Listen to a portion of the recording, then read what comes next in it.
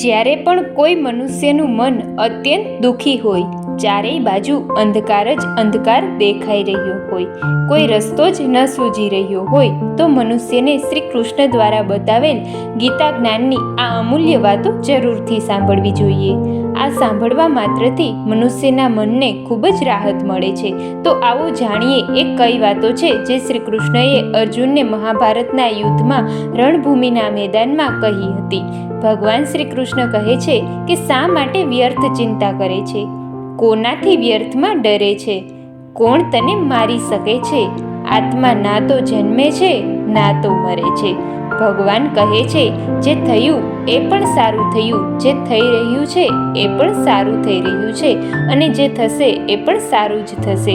માટે ભૂતકાળનો પાશ્ચાતાપ ન કર, ભવિષ્યની ચિંતા ન કર, અને વર્તમાન ચાલી રહ્યું છે અને ભગવાન કહે છે કે તારું શું ગયું છે તો તું ડરે છે, તું શું લઈને આવ્યો હતો તે તું ચિંતા કરે છે, અને તે શું પેદા કર્યું હતું તે તું ખોવાઈ જવાના ડરથી જીવે છે.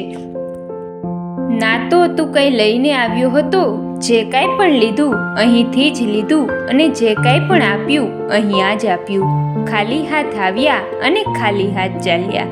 જે પણ આજે તારું છે એ કાલે બીજા કોઈનું હતું, પરમ દિવસે બીજા કોઈનું હશે. તું એને પોતાનું સમજીને મગ્ન થઈ રહ્યો છે.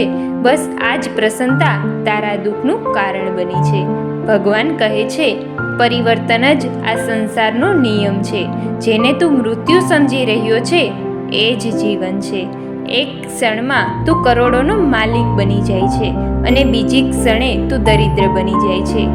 તારું મારું નાનું મોટું પોતાનું પારકું મનમાંથી કાઢી નાખ, વિચારમાંથી દૂર કરી નાખ. પછી આ સંસારમાં બધું જ તારું છે અને તું આ બધાનો છે. ભગવાન કહે છે ના શરીર તારું છે અને ના તું આ શરીરનો છે.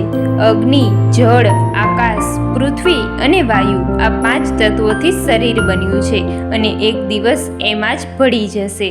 પરંતુ આત્મા અમર છે. પછી તું શું છે? ભગવાન કહે છે તું ખુદને અર્પિત કરી દે ભગવાનને, અને આ જ સૌથી શ્રેષ્ઠ સહારો છે. જે આ સહારો જાણે છે એ ભય, ચિંતા, શોકથી સર્વથા મુક્ત છે. જે કાંઈ પણ તું કરે છે એ તું ભગવાનને અર્પણ કરતો ચાલ્યો જા.